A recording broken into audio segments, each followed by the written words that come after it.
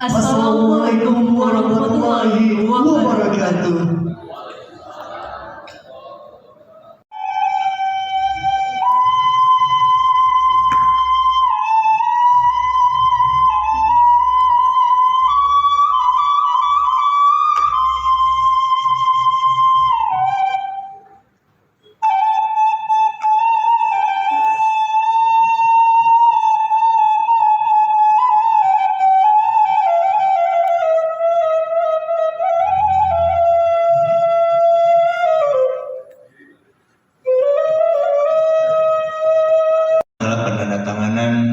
Nota kesepahaman antara kami di Badan Bahasa dengan pemerintah Provinsi Sumatera Barat dengan Polda Sumatera Barat, Universitas Islam Negeri Imam Bonjol, dan Universitas Bung Hatta.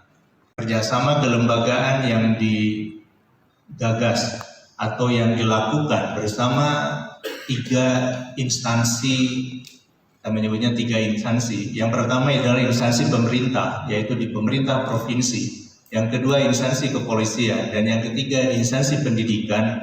Ini menjadi sebuah keniscayaan yang terus kami bangun dalam beberapa tahun terakhir ini. 3 program prioritas kami, yaitu literasi, pelestarian bahasa daerah, dan sastra daerah, kemudian internasionalisasi bahasa Indonesia. Sebagai contoh, pembinaan bahasa di lingkungan persekolahan, di lingkungan pendidikan, itu menjadi program kami yang dikerjasamakan dengan pemerintah daerah, karena disitulah mereka memiliki sekolah mulai tingkat SD, SMP, SMA, SMK. Kemudian di tingkat perguruan tinggi, kami pun mengembangkan program kerjasama penelitian, kajian, terutama untuk pelestarian bahasa-bahasa daerah yang hidup di wilayah masing-masing. Secara khusus dengan kepolisian, ini biasanya kerjasama dilakukan hanya pada bidang konsultasi atau pelayanan bahasa terkait dengan kasus-kasus bahasa dalam ranah hukum. Nah, beberapa tahun terakhir ini, terutama 3 tahun terakhir begitu, kami mencoba menjalin kerjasama dengan kepolisian di berbagai tempat, apakah itu melalui pusat ya, ataupun melalui polda-polda, untuk menyukseskan program literasi. Literasi ini menjadi satu topik nasional yang dicanangkan oleh pemerintah Pak Joko Widodo, yaitu memberdayakan seluruh pemangku kepentingan untuk meningkatkan kompetensi masyarakat kita dan juga kompetensi para siswa. Nah, secara khusus dengan kepolisian misalnya, karena mereka memiliki jalur komando sampai ke tingkat polsek, sementara kami menyediakan buku-buku bahan ajar untuk meningkatkan literasi itu. Setakat ini sudah muncul kegiatan-kegiatan yang difasilitasi oleh polsek-polsek Sumatera Barat beserta Polda Sumatera Barat, kemudian perguruan tinggi yaitu UIN dan juga Imam Bonjol. Ini merupakan suatu pengejawantahan dan perwujudan daripada pengembangan bahasa itu sendiri. Kita dari Provinsi Sumatera Barat mengapresiasi dengan adanya MOU ini. Tentu segala sesuatu yang berkaitan dengan bahasa bisa kita lakukan bersama, apalagi secara khusus misalnya ada masalah yang berkaitan dengan sebelumnya dong. Sebagai contoh, apabila kasus itu menyentuh dengan anak-anak yang tunarungu, dipastikan itu ada terjemahan bahasa isyarat. Pemerintah Provinsi Sumatera Barat siap, karena di dalamnya ada Dinas Pendidikan, yang di dalamnya juga ada penterjemah bahasa isyarat.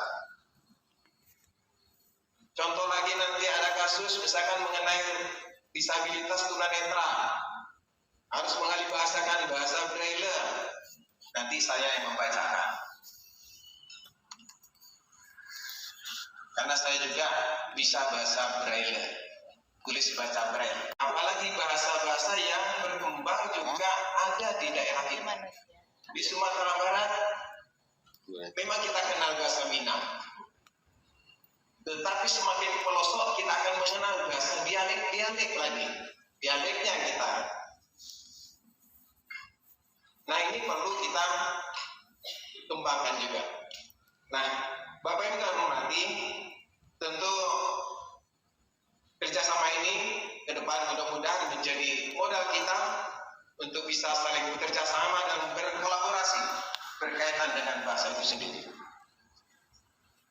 Kemudian, bahasa Indonesia menjadi syarat yang disampaikan oleh Pak Kepala Badan itu sangat setuju. Walaupun kita di Indonesia berbagai macam, berbagai ragam bahasa. Kalau perlu, bahasa Indonesia bagaimana nilai jualnya di luar negeri itu lebih tinggi daripada bahasa Inggris. Ini sangat penting. Kami dari Provinsi Sumatera Barat sangat bangga karena bahasa Indonesia menjadi syarat. Oleh karena itu, UKB ini menjadi hal yang sangat penting bagi kita semua.